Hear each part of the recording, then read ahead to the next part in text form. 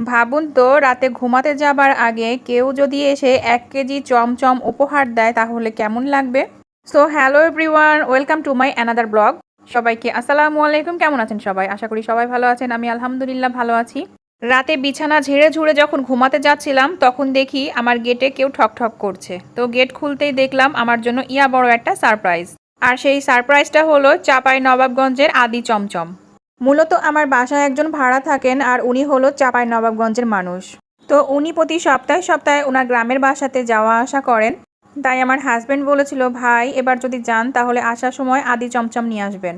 আমরা ভেবেছিলাম হয়তোবা অনেক বেশি ব্যস্ত মানুষ তাই মনে থাকবে না ওনার, কিন্তু উনি যে এভাবে এসে রাতের বেলা সারপ্রাইজ দিবে এটা আমরা ভাবতে পারি নাই।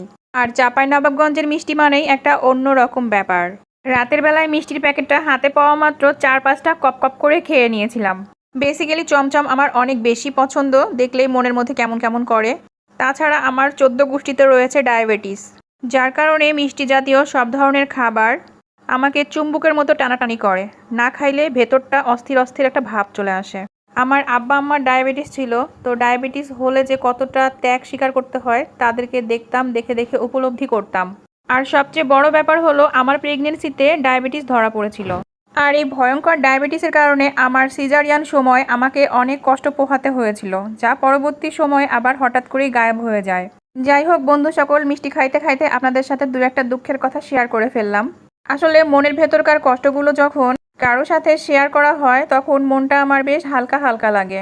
তো রাতে 4-5টা চমচম কপ কপ করে খায়ে আমার শান্তি লাগে নাই, তাই আজকে আমি ভর দুপুরবেলাতে যখন বাসাতে সবাই ঘুমিয়েছিল আমি আস্তে আস্তে ফ্রিজটা খুলে চমচমের বক্সটা নিয়ে আল্লাহর নামে খাওয়া শুরু করি।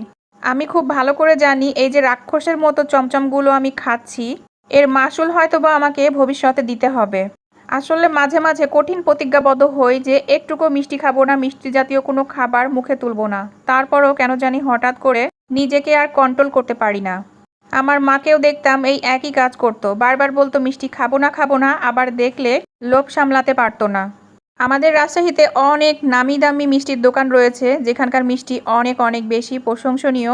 তারপরেও আমার কাছে মনে হয় চাঁপাইনবাবগঞ্জের মিষ্টিটা একটু বেশি স্পেশাল হয়ে থাকে। আর যদি বলেন দামের কথা তাহলে বলবো অবশ্যই চাঁপাইনবাবগঞ্জে মিষ্টির দাম কম।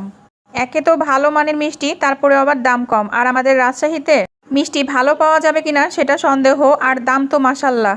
সো গায়েস, হাঁসের মতো কতকত করে খাওয়ার পরে আমার ভেতরে কেমন যেন অস্থিরতা কাজ করছিল।